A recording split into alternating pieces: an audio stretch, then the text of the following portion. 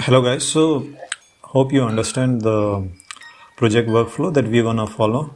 The complete explanation which I have told in previous video that we're gonna perform ahead. So stay tuned and connected. Okay. So and one more thing I want to say that inside a pod we have a container, Docker container, and inside Docker container we have MySQL. Means we have a MySQL image and we are launching that MySQL container image. What you can say? We are using that image to launch a MySQL container. Okay, you can see that. Okay, here also same. We have pods, inside all pods. Okay, not a particular pod. Inside these all three pods, all pods, we are launching a container. Inside container, we have application running Joomla, and here storing the data of our Joomla in MySQL database.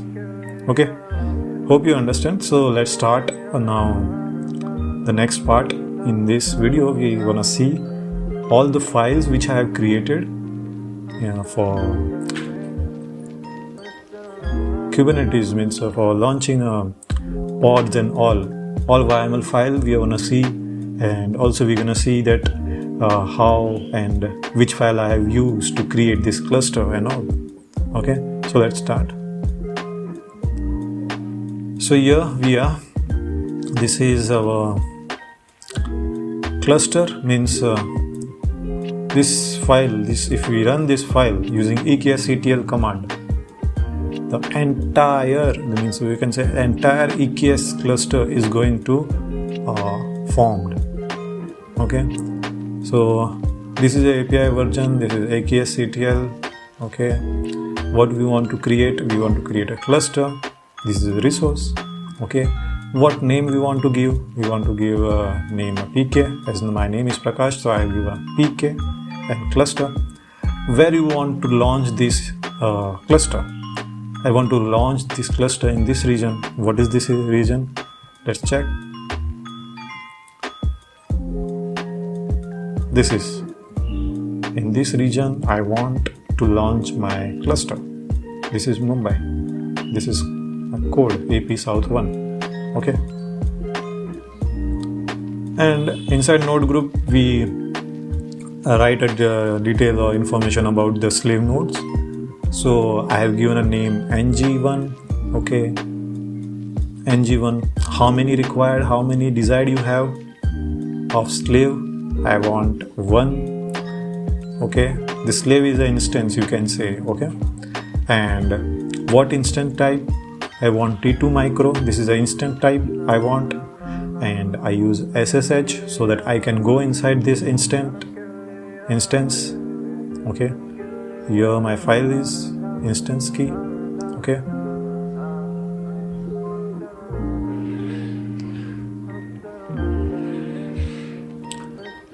okay, this one what you can say, slave is created by running this what you can say, code. Now we want another slave node which is mixed, means a mixture of instant types, and this is a spot means what you can say, spot instance, means AWS will search for us that is there any instance at this price, and they will provide according to that. They will provide us a resource, this instance type. So it is beneficial if you are using a many instances types, instance type and all. So the cost or the money you will lose is very less, because they're gonna give you in a minimum rate. Okay, and we are giving a minimum size 2 and maximum 5. This is going to help us for vertical scaling, scale up and scale down, instance distributions and all. Okay, instant type means we want one micro and one small. Okay, this is it. Okay, and this is we are giving SSH. Again we can go inside this instance. Okay, after running this file, the cluster EKS cluster is going to create. Okay, let's go to the second file. Okay, when cluster is created, it will take around 20 to 25 minutes to create a complete cluster. Okay, because behind the scene CloudFormation is merging and combining all the services and giving you the complete cluster. Okay, so now as we want to use EFS in it, by default if we don't use EFS, it will give the storage from EBS, but we don't want storage or persistent storage from EBS because there is a limitation in EBS. What is the limitation? If in one EBS is running in a one data center, in Mumbai there are 3 data centers. Okay, if one EBS is running in a one data center, okay, and all your I will show you, all your pods data is stored in the EBS. Let's assume that your EBS is there, okay, in one region. Okay, and this database storage of MySQL is also stored in a EBS but in different region. So this region's EBS can't contact to that region EBS, means Joomla can't fetch the data from the MySQL. So there is a limitation of a EBS. So that's why we are going to use EFS. Okay, so for using EFS, so we have to do an annotation because it is not there in a storage class. So we have to create a storage class for EFS. Okay, so for this we have to do a provisioner. Okay, this is the provisioner file. Okay, before that we have to create a EFS here. EFS server we have to create.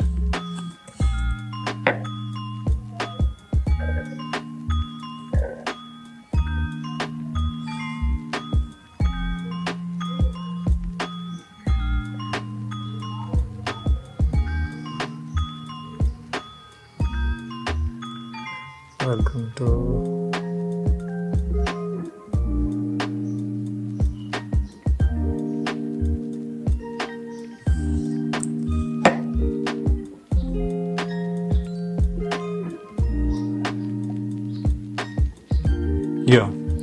here you have to go, and here the option will come for EKS-TTL cluster that you have to select, but and here I haven't created. I'm just explaining that part. We will do this part ahead, means in next class we are going to see that. Okay, and here we have to select a security group of EKS-TTL. Okay, your option is going to come, many security group will be created by the cluster. Okay, EKS cluster is going to create, but behind the scene CloudFormation is doing. Okay, and after next when you do next, okay, next, okay, I'm just giving overview of it. We are not going to go with this flow. Okay, in practical I will show you that. So we will copy this file ID and we're gonna paste here value. Okay, because we want to use this EFS service. Okay, that's why we are giving all this information here, and here we are going to change this and replace it with this. Okay, this will come over there. Okay, let me delete this part.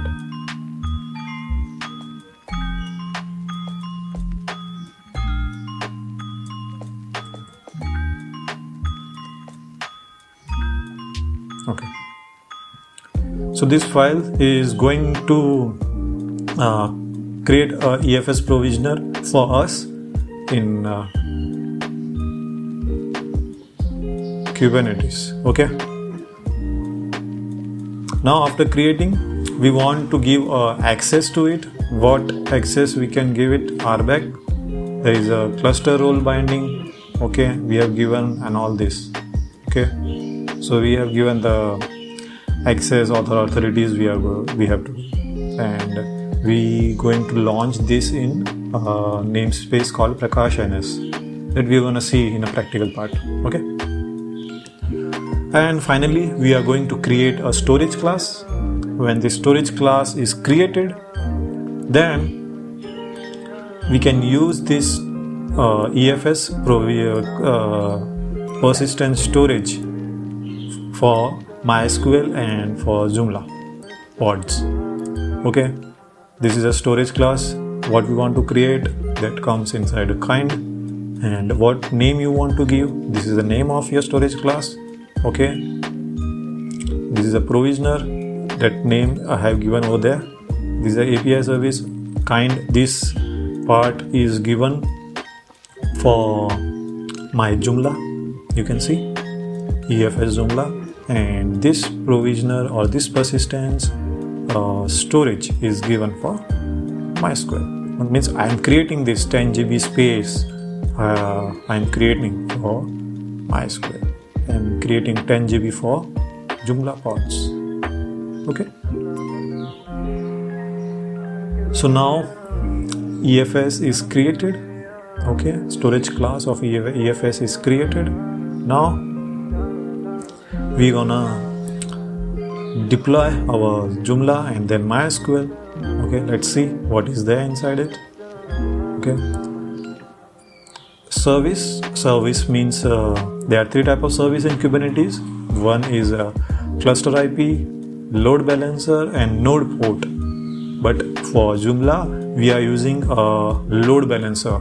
I have shown you here. We are using load balancer service. Okay, so here you can see type load balancer. I'm going to use a load balancer service of Kubernetes. Okay, running multiple command, you can give 3 hyphens and then second part. Okay, then I want to create a deployment. In deployment we have benefits of doing a rollback and roll in, and behind the scene it will run a replica set for us that will manage the pod for us.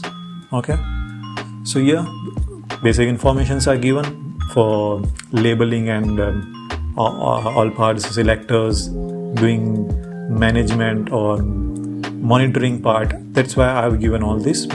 Okay, so that any pod fail, it will manage by these names. Okay, this will monitor. Here you can see labels.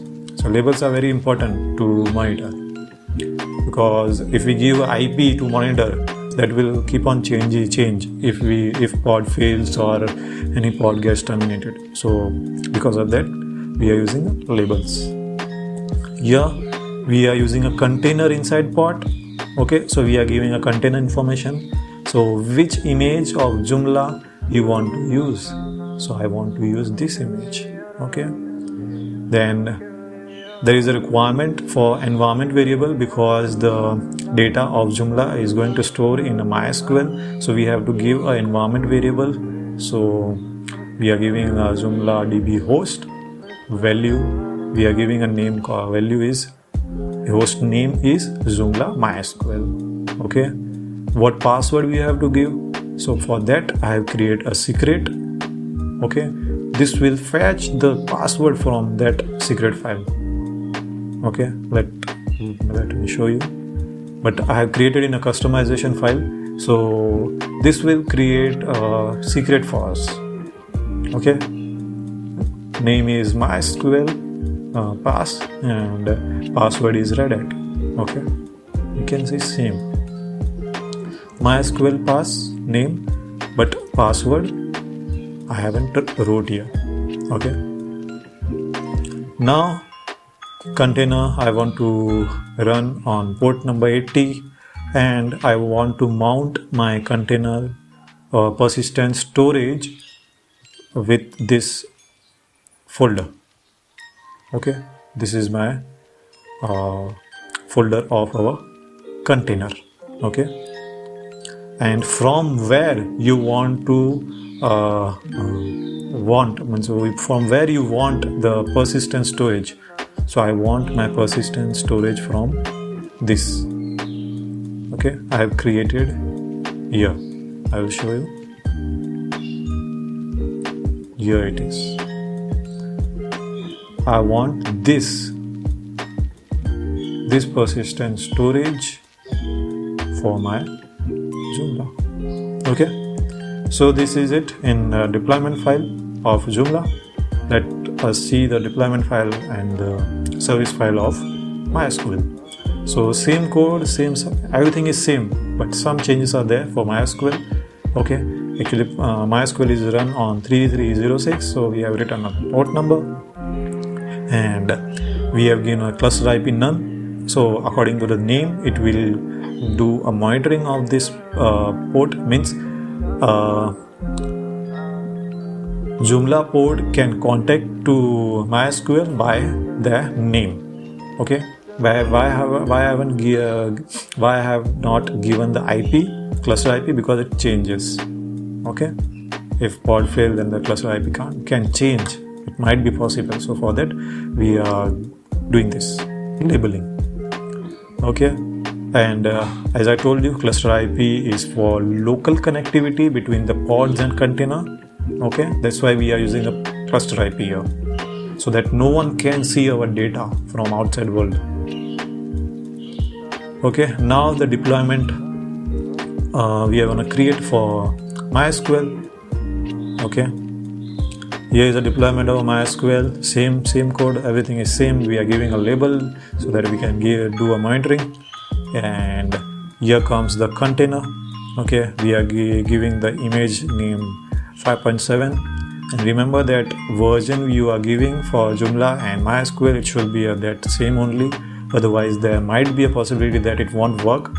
So I will suggest that use that version only which I am using. Okay, and also we have to give an environment variable for it. So I am using the same secret for it, MySQL pass and password we know Reddit, and it runs on port number 3306. And same, we want a persistent storage. Okay, and we want to mount where? Here my MySQL database is storing. So I want this data is going to store in this EFS persistence volume. Okay, this rack EFS MySQL I have created in storage class. You can see here.